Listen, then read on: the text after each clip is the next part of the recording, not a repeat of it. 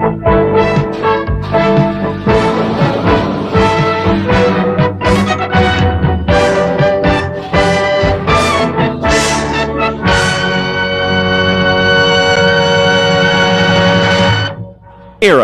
is nothing wrong with your television set. Do not attempt to adjust the picture. We are controlling transmission. The Grand Canyon is truly one of the most unique wonders on Earth. It is a mosaic of inspiring vistas and landscapes of unparalleled beauty. A masterpiece carved by the winds and waters of time. This is the Grand Canyon of the Colorado, one of nature's finest achievements.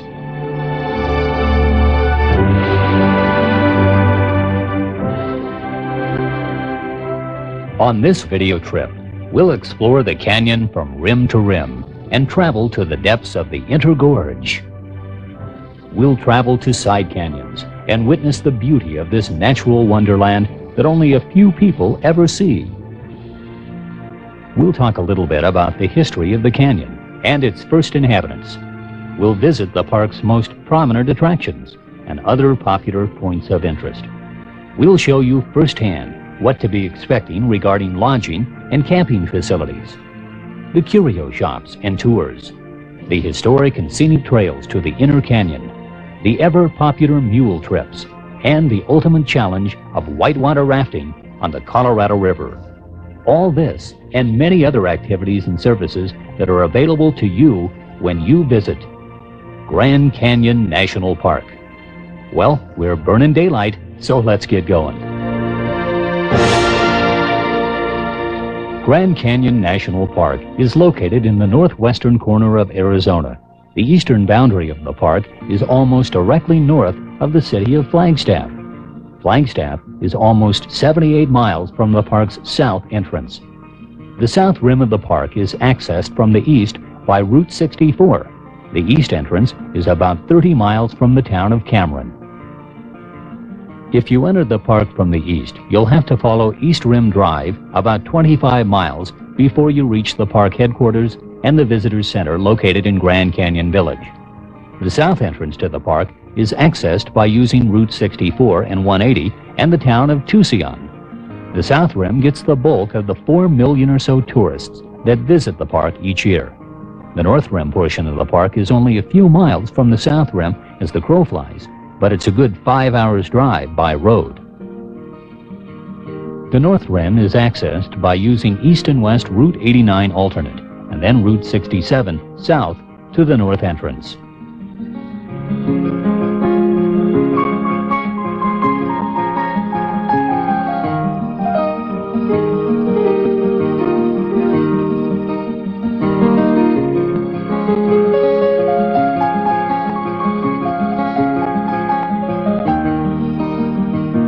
Grand Canyon National Park encompasses approximately 1,100 square miles and includes some of the most diverse geologic and climatic settings you'll find anywhere in the world.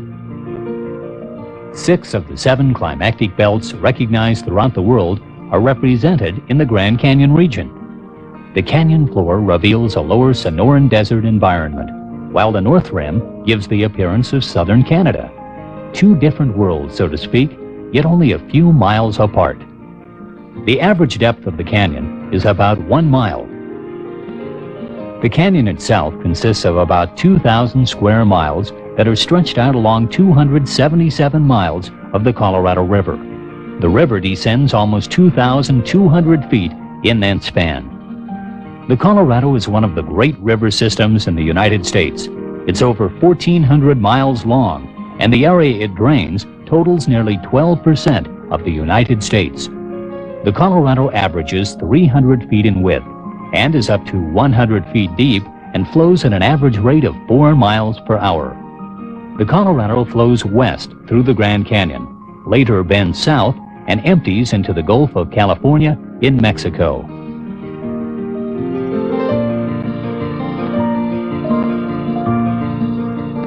With an altitude ranging from 1,200 to 9,000 feet, the Grand Canyon sets the scene for a variety of plants and animals, each one seeking out a niche within the canyon's fragile ecosystem.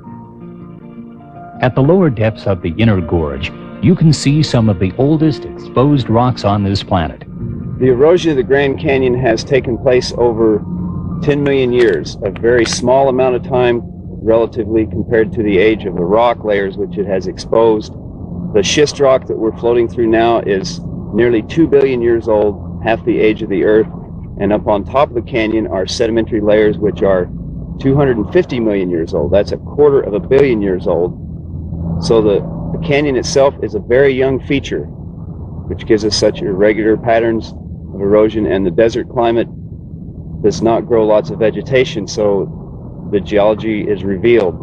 This vast wilderness of stone was once a gentle sloping plain with a meandering river channeling its way westward. As pressures within the earth slowly uplifted the surface, they caused the river to run faster and deeper. As a result, the channel continued to deepen, and the land on both sides began to erode. Adding to this process was water from heavy rains and melting snows. But the work is not finished. The powerful forces of the river, rain, snow, heat, frost, and wind, are still carving fantastic shapes of precipitous bluffs and towering buttes. Scientists estimate that it has taken 3 to 6 million years to carve the greatest canyon of them all, the Grand Canyon of the Colorado.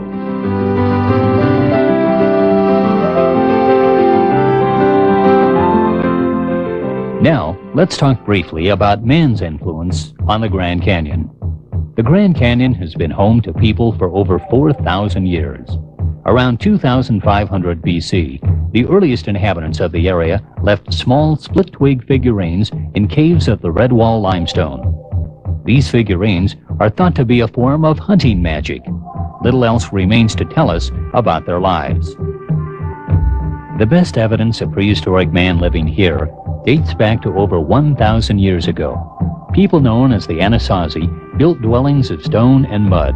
They made pottery, stone tools, and farmed its fertile soils.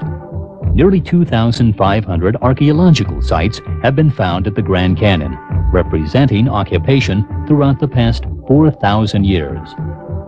Visitors are reminded that federal law forbids the removal of artifacts or the defacement of these archaeological sites.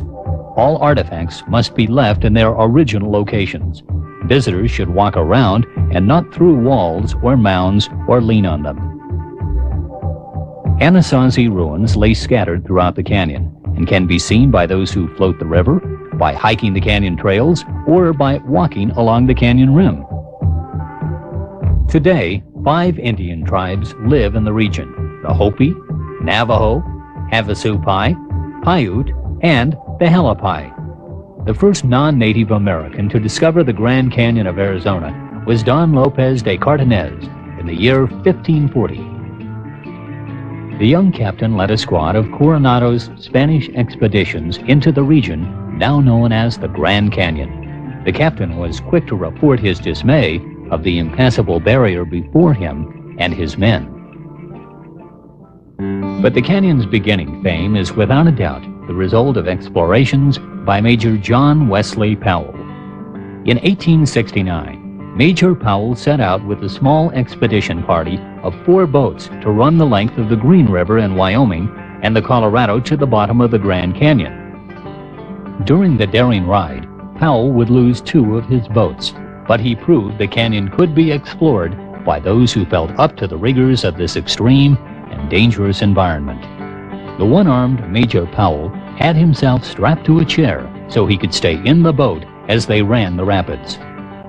It would be difficult to realize Powell's undaunted courage until you experience running the mighty Colorado, one of today's modern rafts. News of Powell's exploits was widely publicized and led to greater public awareness of the Southwest. Before Powell, this region was largely overlooked by mapmakers. As the news spread, the potential for the tourism in the canyon area was soon realized. Around 1880, John Hans, an ex-miner, made some improvements on the existing Indian trails, hoping to impress the tourists. Within a few years, there were hotels and camps scattered from the rim to the canyon floor. The Santa Fe Railroad built a spur from Williams to the South Rim in 1901, and the El Tovar Hotel about 3 years later. During the early years, many tried to capitalize on the canyon's scenic wonders, but failed. Only the Santa Fe and the Fred Harvey Company were able to succeed in the tourist business. Efforts to preserve the Grand Canyon into a national park began shortly after Yellowstone became a park, but it took nearly 30 years to accomplish. It was only through the relentless efforts of two presidents, Benjamin Harrison and Theodore Roosevelt, that the Grand Canyon was finally established as a national park in 1919.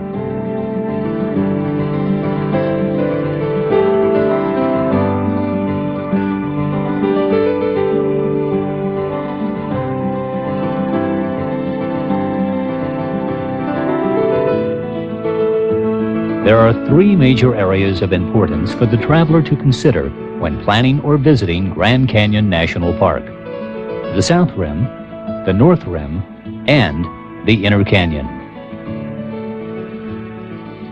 The geographic makeup of Grand Canyon National Park will require little time and travel if you expect to visit both rims. If you are traveling from the north, we suggest you visit the North Rim first. That is, unless you plan to travel back through that area. The distance by road between the North and the South Rim is 215 miles. If you are traveling to the park from the south or east, we suggest that your first stop be the Visitor Center and park headquarters located in Grand Canyon Village on the South Rim. At the Visitor Center, you can get current information on the park and all the activities that may be occurring during your visit. First, we recommend you pick up a copy of the Grand Canyon National Park Guide. It's free for the asking, and it's filled with valuable information. There are separate guides printed for the North Rim. They are limited and only available on request. When planning your trip to the Grand Canyon, ask for the specific guides to the North and the South Rim if you plan to visit both areas. The guides list all the facilities, services, and activities that are available throughout the park. There are also maps, pamphlets, books, and schedules available at the South Rim Visitor Center, as well as a fine selection of books for sale. Park rangers will be happy to answer any questions you may have to make your visit to Grand Canyon National Park safe and memorable.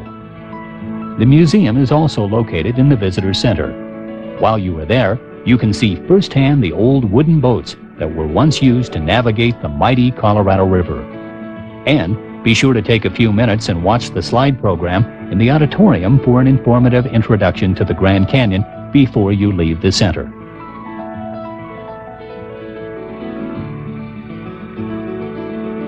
There are two ways to tour the South Rim: by foot trail and by shuttle bus. And the best place to begin is at the Visitor Center, since it is centrally located. The walking tour is easy and there's plenty of things to see and do. The foot trail is paved west to Maricopa Point and east to Grandeur Point and the Yavapai Museum. You can begin your walking tour immediately behind the Visitor Center, where the Mather Amphitheater is located. The theater is the site for many ranger talks, lectures, and photography programs that occur during the tourist season. That's a cedar waxwing. This is a dragonfly. For those interested in the daily auditorium schedules, slide programs, and canyon orientations, you should refer to your free Canyon Guide tabloid or inquire at the Visitor Center. Here's a list of the programs that are available. Spectacle of Stone and Light, the Grand Canyon of the Colorado, Kolb and the Grand Canyon, Grand Canyon, a Picture Panorama, and Treasures in Paradise. These slide and film presentations range from 15 to 25 minutes in length. We suggest you plan to see as many of them as possible to get the full impact of the Grand Canyon and its historical past. As we continue walking west, we approach the edge of the South Rim and a magnificent view of the canyon unfolds. This vantage point is known as the Lodge Area. Here you will get spectacular views of the canyon, as well as historic lodges and curio shops. The historic El Tovar Lodge, built in 1904, is one of the first on the canyon rim, as is the Thunderbird, Kachina, and Bright Angel lodges. The lodge area is the park's center for curio shops and studios. The Hopi House and Verkamp's Curios are favorite tourist stops, as is the Cold Studio. The lodges also have gifts and curios available in the lobbies. If you're looking for a token of the Grand Canyon or the Great Southwest to take home, you'll find it here in the lodge area. At the west end of the lodge area is the Bright Angel Trailhead. The Bright Angel Trail is just one of the many trails that switch back their way to the depths of the inner canyon. We'll cover the popular hiking trails in more depth a little later in the video. The paved foot trail continues along the rim from Bright Angel Trailhead to Maricopa Point. The walk is about 1.5 miles one way, so take along a canteen of water because there's no water available on the west rim until you arrive at Hermit's Rest, and that's at the end of the loop. And oh yes, keep in mind, walking and hiking along the canyon rim can be an enjoyable experience, but you must avoid getting too close to the edge. Footing here can be unstable and extremely dangerous. As you travel along the rim trail, you'll get plenty of photographic opportunities as you encounter overlooks and historic sites, so take plenty of film. For those of you who prefer to ride instead of walk, the West Rim Interchange is just a short distance from the Bright Angel Trailhead. The West Rim Interchange is the beginning of West Rim Drive. Here, tourists wishing to see the sights on the West Rim can do so by walking or taking the West Rim Shuttle. Private vehicles are not permitted on the West Rim during the summer months. The handicapped can get a special permit at the Visitor Center. The shuttles run every 15 minutes between 7:30 a.m. and sunset, and they are free. The round-trip ride is 16 miles. It's a scenic ride that offers plenty of opportunities to see the canyon from many vantage points. You may get off at any designated point and walk between points and board a later bus to continue the loop. The footpath parallels West Rim Drive. Some West Rim shuttle buses are equipped with wheelchair lifts and ramps. Those in need should check at the Visitor Center or the West Rim Information Booth for schedules.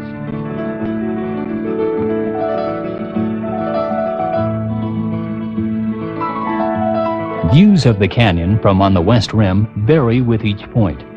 Trail View Overlook offers an excellent view of Bright Angel Trail as it winds its way to and from the inner canyon. Maricopa Point, named for the Maricopa Indians, offers a fine view of the gorge and its Precambrian age rocks, the oldest exposed rocks in the Grand Canyon. Another favorite stop is Powell Memorial. The memorial was dedicated on May 20th, 1918, to honor Major John Wesley Powell and his 5-man crew for their explorations into the Grand Canyon by boat in 1869. At Hopi Overlook, you can step into the past as you view the inactive Orphan Mine. Hopi Overlook provides east and west views of the canyon and is a popular sunset viewing point. From Mohave Point, you can see a portion of the Colorado River and the famous Hermit's Rapids. Just 5 miles beyond Mohave is Pima Point, considered by many to have the finest view of the canyon. The Colorado River is also visible from Pima Point. At the end of the rim is Hermit's Rest. Hermit's Rest is a log and stone structure. It was built in 1914 and was named for Louis Boucher, who came to the canyon in 1891. Boucher operated a copper mine and a small tourist camp near here.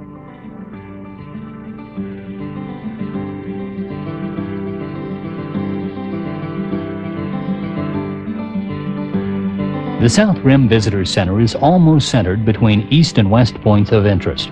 For this reason, the center makes an ideal place to begin your tour of the canyon's South Rim. Now, let's take a quick tour of the East Rim. East Rim Drive offers views of the canyon and the Colorado River, as well as numerous others. The Painted Desert, San Francisco Peaks, Indian Ruins, and the Desert Watchtower among them. As you travel east, you'll pass Yaqui Point. Yaqui Point is popular because of the view you can get of Wotan's Throne to the northeast. Wotan's Throne is a large, flat-topped butte, named by the scientist who made the first topographic map of the Grand Canyon. Yaqui Point is also the trailhead for the Kaibab Trail. It is here the Kaibab begins its descent to the Phantom Ranch, located at the bottom of the canyon. Grandview Point is higher in elevation than most points along the south rim. Receiving more moisture, it supports large stands of ponderosa pine, gamble oak, pinyon pine, and juniper. The trail from Grandview Point leads to Horseshoe Mesa, where Pete Berry laid claim to the Last Chance copper mine in 1890. Moran Point was named for the famous 19th century landscape artist Thomas Moran, whose impressive works helped convince Congress to establish Grand Canyon as a national park. Just east of Moran Point is the Tusayan Museum and Ruin. The Tusayan Museum features exhibits about the prehistoric and historic Indian cultures which inhabited the Grand Canyon. A self-guided trail leads you through the 800-year-old Anasazi ruin that adjoins the museum. The museum is open from 8 a.m. to 6 p.m. daily. A short distance from the Tusayan ruins is Lippin Point and the Tanner Trailhead. The 9-mile hike on the trail leads to the Unker Delta.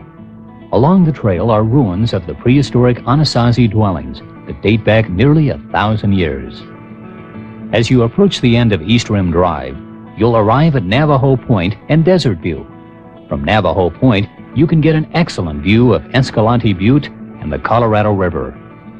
Desert View encompasses a broad range of scenic vistas, some of which include the Painted Desert, the home of the Navajo Indians, Marble Canyon, Cedar Mountain, and the Vermilion Cliffs. Desert View is also the location of the Watchtower. The Watchtower was erected in 1932. The tower stands 70 feet high and 30 feet wide. It has a large observation room on the ground floor and was modeled after an Indian kiva. The Watchtower provides a panoramic view of the Grand Canyon and the Colorado River, and from its highest point on the south rim, reaches over 7,500 feet above sea level. Desert View Lookout also has a trading post, general store, and limited RV camping space.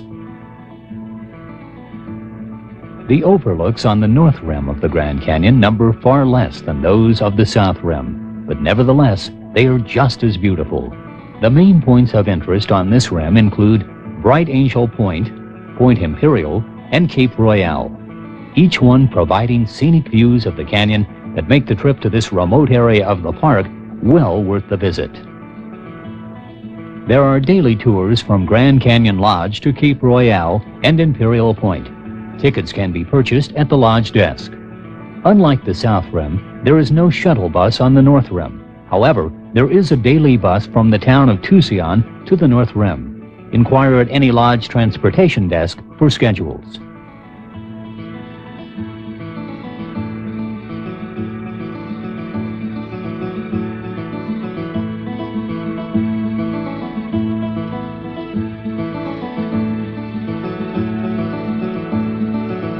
One of the most popular pastime activities in the Grand Canyon is hiking and backpacking on the rims and canyon trails.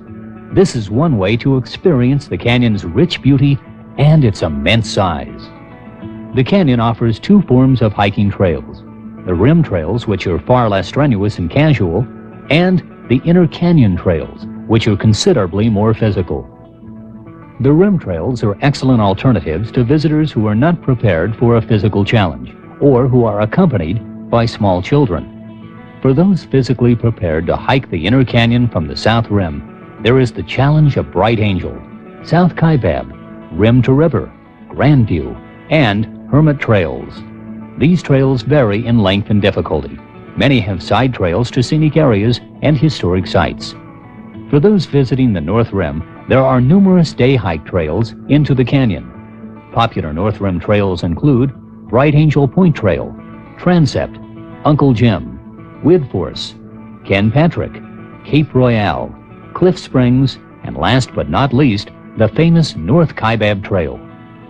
These trails vary in length from a half mile to 9½ miles one way. The North Kaibab Trail is the only maintained trail into the canyon from the North Rim. Trails in the canyon vary in difficulty and can be extremely dangerous. Hikers should refer to trail guides for specifics before proceeding. Some trails are only for the experienced desert hiker. Now for some suggestions for hiking the canyon safely. Water is the most important item you should carry and drink plenty of. Eat a good meal before you start your hike and carry plenty of high-energy snacks. Comfortable footwear is essential. This is no time to break in boots. Take along a first aid kit. It should contain sunscreen, Band-Aids, a signal mirror, maps, and a flashlight. Here's North Rim Ranger Tom Cox. The other thing you should be thinking about is what time of day you hike in the canyon. Since you're hiking in a desert environment, you should plan on traveling early in the morning and late in the afternoon, and drinking plenty of fluids and staying very hydrated. Even if you don't feel thirsty, you're putting out a lot of water from your system, and if you don't keep up those fluids, then you're probably going to see a ranger under less than ideal circumstances.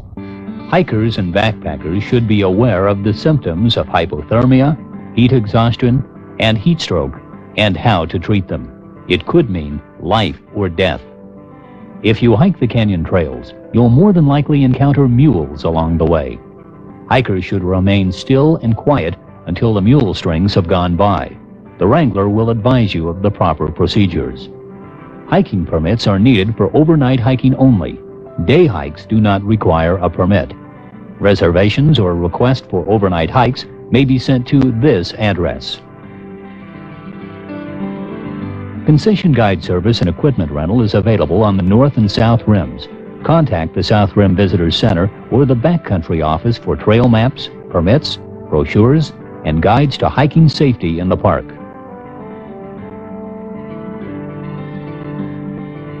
While the crystal clear and icy cold water found in the mountain streams and many national parks may seem inviting to drink, don't do it.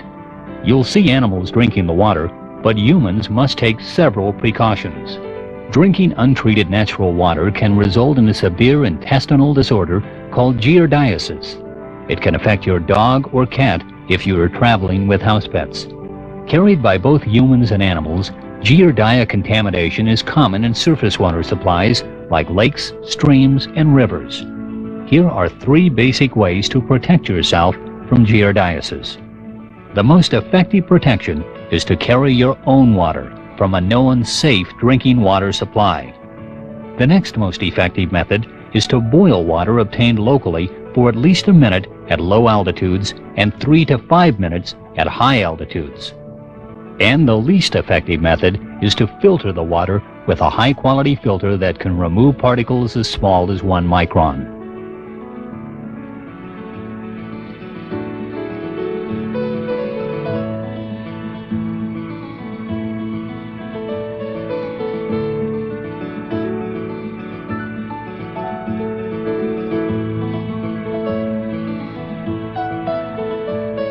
Say, are you looking for a unique vacation treat? Well, if you are, consider taking a mule trip to the Inner Canyon. The views are awesome, and the experience is one you'll long remember, I can assure you. In fact, Grand Canyon mule rides are so popular that trips from the South Rim are booked almost a year in advance.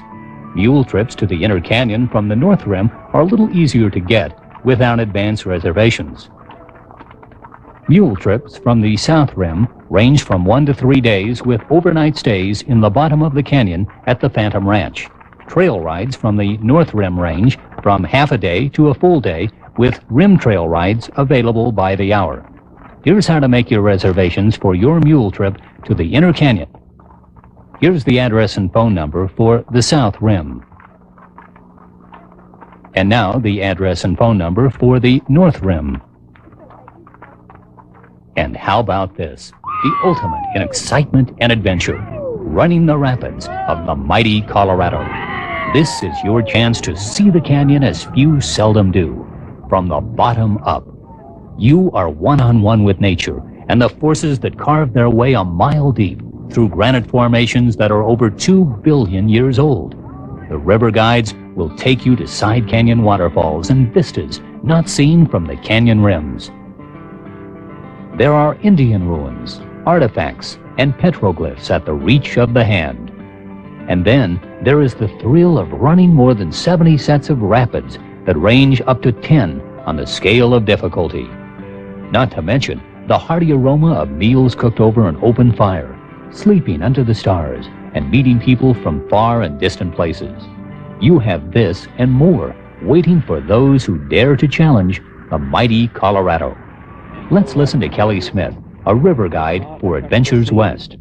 Now today we have it state of the art. We're sitting on nylon neoprene rafts. We have very efficient propane stoves, very good menus, and 15,000 people a year come down here and share this Grand Canyon with us on commercial boating trips. We have a very excellent safety record. You're safer on this river than you are traveling down the interstates from town to town. There are numerous river running concessionaires operating on the Colorado River through Grand Canyon National Park. They provide a variety of river trips and services, including support for private river expeditions. Most trips are from 1 day to 7 days or more in length. Trips depart from Lee's Ferry, which is above the canyon entrance. Partial river rafting trips depart from Phantom Ranch, which is only accessible by hiking down from the rim. Or you can start your trip from the Bar 10 Ranch, located near Whitmore Wash at mile 187 on the river. Guests are flown in by helicopter for 3- and 4-day float trips from Whitmore to Lake Mead.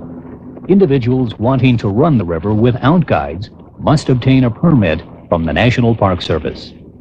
For more information and a list of current concessionaires, contact the Grand Canyon Park Visitor Center or any lodge transportation desk.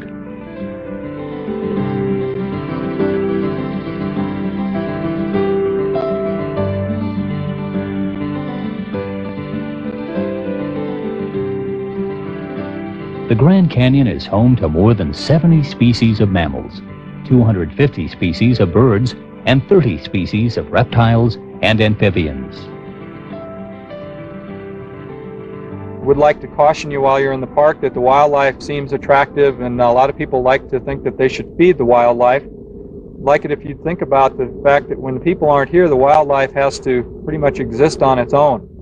And a national park is a game preserve where we try to keep the wildlife wild rather than depending upon potato chips and that type of thing for their source of energy. Also, you might want to walk up and pet a deer. Wouldn't really want to recommend that. First, it's a wild animal. Second, it shouldn't have that kind of human contact. And third, with their horns and their hooves, they can be somewhat dangerous to you, the visitor.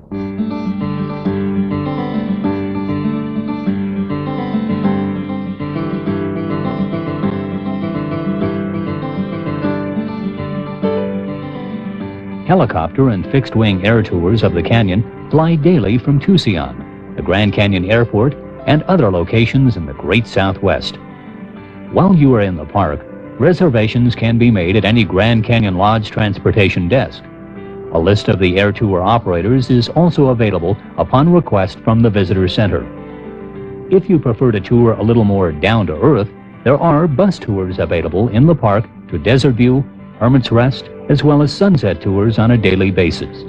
Inquire at any lodge information desk or at the visitor center for time schedules. Camping and our national parks seem to go hand in hand, and that's no exception in Grand Canyon National Park. On the South Rim, Mather Campground, located in Grand Canyon Village, is operated by the Park Service until December 1st. Reservations can be made up to 8 weeks in advance through any Ticketron outlet or participating National Park Service area. You can also check at the campground entrance for daily campsite availability and reservation details. There are no hookups available at Mather Campground. The campground has 318 tenting and RV sites. There are 84 full hookup trailer and RV sites available at Trailer Village, located next to Mather Campground. You can register daily between 8 a.m. and 5 p.m. or phone this number for further information. Camping is also available on a first-come, first-served basis at Desert View, located 26 miles east of Grand Canyon Village on East Rim Drive. The North Rim Campground has 82 sites with no hookups. Showers are available nearby. The North Rim Campground closes October 22nd. Stays are limited to 7 days per season. Reservations for groups may be obtained by writing to Group Campground Reservations, National Park Service, North Rim, Arizona, 86052. Now, here's a list of the out-of-park campgrounds. On the South Rim, Camper Village, located in Tucson, and 10X Forest Service Campground, located in the Kaibab National Forest. On the North Rim, Forest Service camping is available at DeMott Park Campground, located 5 miles north of the park, and at Jacob Lake Campground. Reservations can be made through Mystix. Jacob Lake Campground and RV Park is located a quarter-mile south of Jacob Lake on Highway 67. There are 80 sites with hookups and 50 tent sites available. Open camping on the Kaibab National Forest surrounding the Grand Canyon National Park is open to at-large camping. In-park service campsite reservations may be made 24 hours a day through Ticketron by calling these numbers. Ticketron accepts MasterCard and Visa. Now, for those of you who'd rather rough it easy, there are plenty of fine lodges, motels, and cabin sites available in and out of the park. Here's a list of the in-park lodges located in Grand Canyon Village.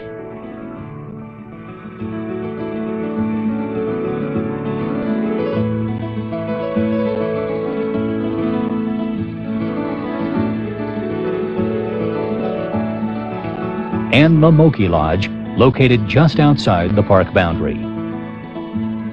For in-the-park lodging reservations on the South Rim, call or write this address.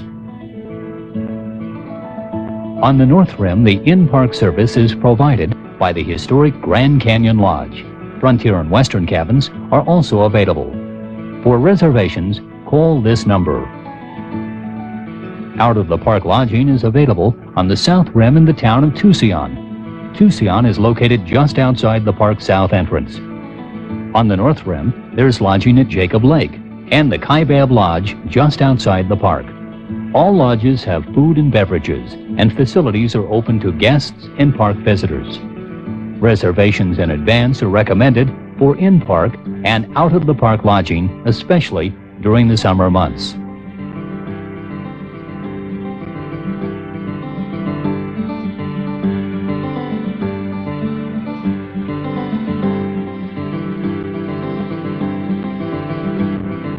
You know, when it comes to in-the-park services, the Grand Canyon Village has everything a small town would have, and then some. At the Mather Center, you'll find a bank, post office, and a full-line grocery store. At Camper Services, there's ice, showers, laundry facilities, and an RV dump station. A few doors down from Camper Service is the Backcountry Reservations Office and the Grand Canyon Trail Guides headquarters. There is a telegraph at the Park Lodge's main office, which also houses the garage, with 24-hour emergency service and a mechanic on duty daily. The village has a health center that provides medical service 24 hours a day, a pharmacy, and even dental service. An emergency 911 service is available on the north and south rim of the park. From lodge or hotel rooms, dial 911. Most of the in-park services on the North Rim are centered around the Grand Canyon Lodge complex and the North Rim campground. There is a general store for provisions and supplies, laundry, showers, and a service station for fuel and propane. The post office is located in the Grand Canyon Lodge, as is the restaurant and a curio shop. Religious services are held each Sunday on the North and South Rim. For mass schedules and interdenominational services and ministries, contact the South Rim Visitors Center.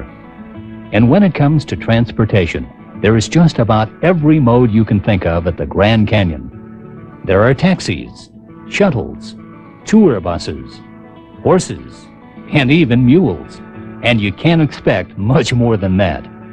And last but not least, you can rent a car from the Grand Canyon Airport Rental Desk.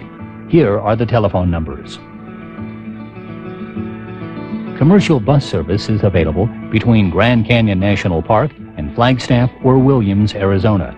Greyhound offers service to these cities from points nationwide.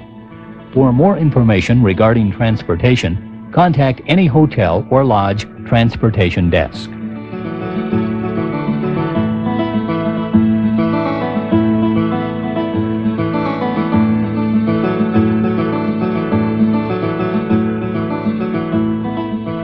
The climate in the Grand Canyon is as varied and unpredictable as the canyon itself. Visitors should bring rain gear any time of year.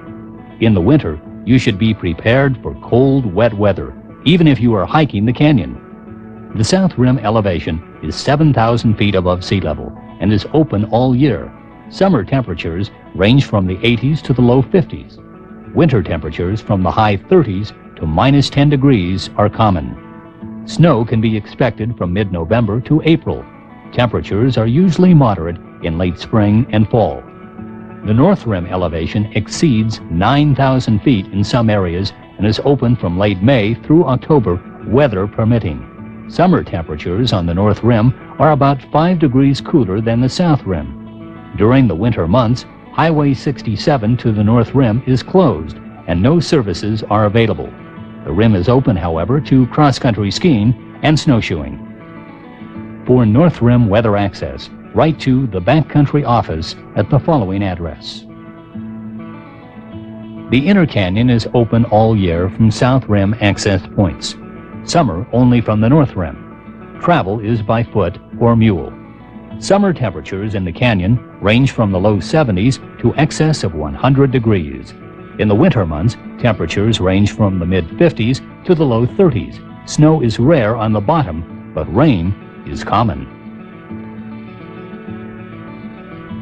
Pets are permitted in the park, but must be physically restrained at all times.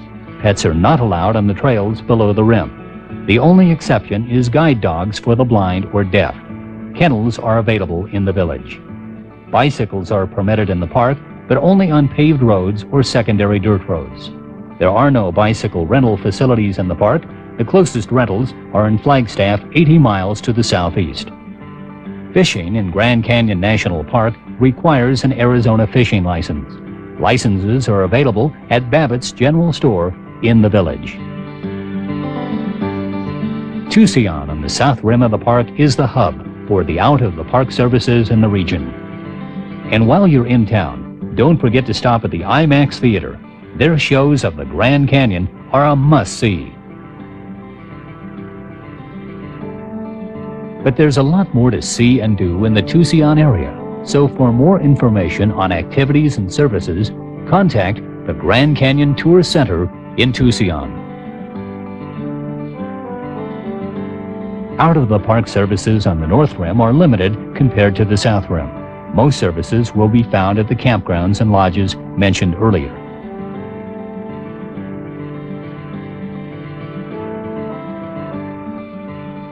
A moderate entrance fee that is good for both the north and the south rim of the Grand Canyon National Park is charged all motor vehicles entering the park.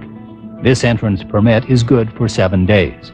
Persons entering by foot, bicycle, or by bus are also charged a fee for a 7-day entrance permit. For travelers who may be visiting one or more parks or other recreational areas during the year, there are 4 special annual and lifetime passes available.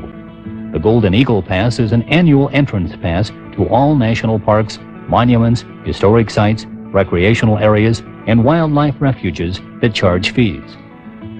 The Golden Age Passport is a lifetime entrance pass to all of the same facilities for people who are 62 years of age or older. The passport also provides a 50% discount on federal use fees inside the facilities. It does not cover other fees charged inside the park. The Golden Access Passport is a similar lifetime entrance pass for those who are blind or permanently disabled. This passport is also good for a 50% discount on federal use fees, but does not cover other fees charged inside the park. The annual pass and lifetime passports can be purchased by mail or in person from most National Park Service offices and U.S. Fish and Wildlife Service offices or facilities. Individual national parks, monuments, historic sites, and recreational areas sell an annual Parks Pass which permits unlimited entry to the specific facility. These passes can be purchased by mail or in person at the national park facility in which you are interested. It's awe-inspiring vistas that constantly change with the angle of the sun. It's a wilderness of stone, sculptured by cascading waterfalls, and a raging river that beckons those who dare to tame its mighty rapids. There's only one place on Earth like it, and it's here in the desert Southwest. This is truly the greatest canyon of them all. This is the Grand Canyon of the Colorado.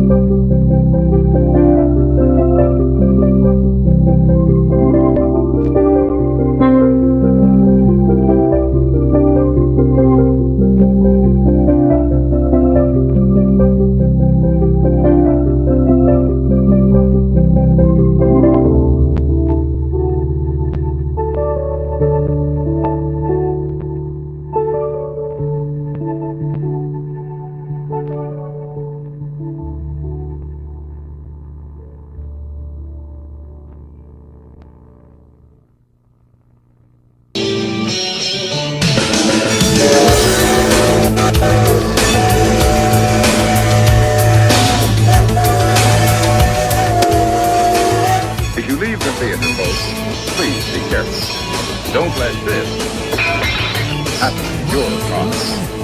Be sure to remove the speaker before you leave. If you should accidentally pull a speaker loose, please turn it in at our snack bar or box office. Thanks.